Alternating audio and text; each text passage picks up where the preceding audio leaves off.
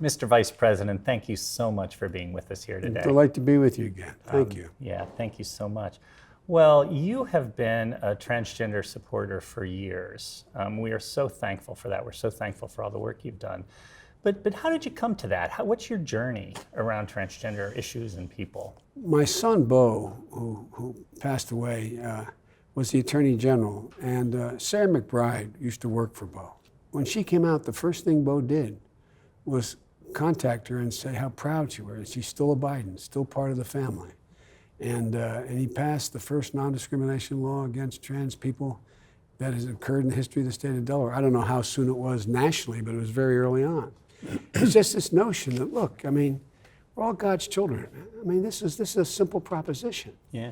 And the idea that somehow you have to overcome and not be who you feel you're meant to be is just wrong. You know, I know there's lots of other people of faith who use their faith to try to justify discrimination against transgender people. What would you tell folks like that? I tell them, look, it's totally inconsistent whether you're a Christian, a Muslim, a Jew, whatever your background is.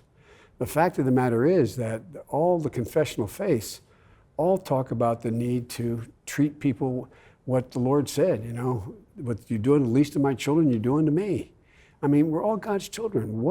Who is it to say that somebody, who is the judge whether or not, if you're lesbian, gay, trans, I mean, who is to make that judgment? Especially if it's done from your heart.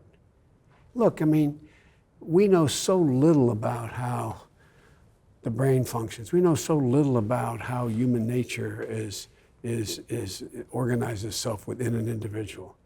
The idea that someone can tell you that you can't be who you are in your heart, your soul, is just wrong. That's the sin. The sin is not being LGBTQ. The sin is not allowing you to be who you are in your heart. So our healthcare is under attack. Healthcare in general is under attack.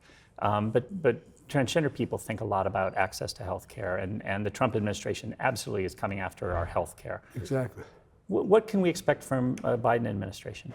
Everything is covered by the insurance under the Affordable Care Act. It's going to be expanded by me as president. That's why we put it in the first place in the Affordable Care Act. Again, most people didn't know that either.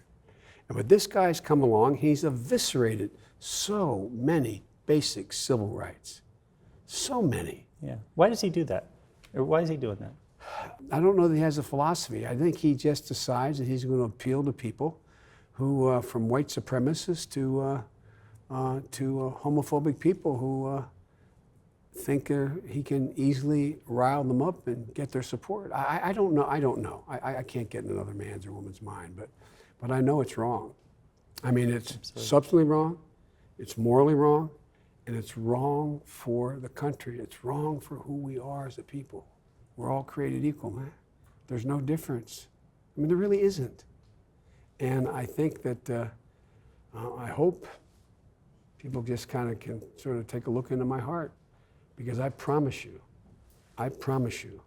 I'll protect every single right, and you have every right any other American has across the board, without exception. Mr. Vice President, thank you so much for coming. It's really important for folks to hear what you have to say and what you're thinking. So thank you very much, and good luck. Thanks. Thanks, sir. Proud of you.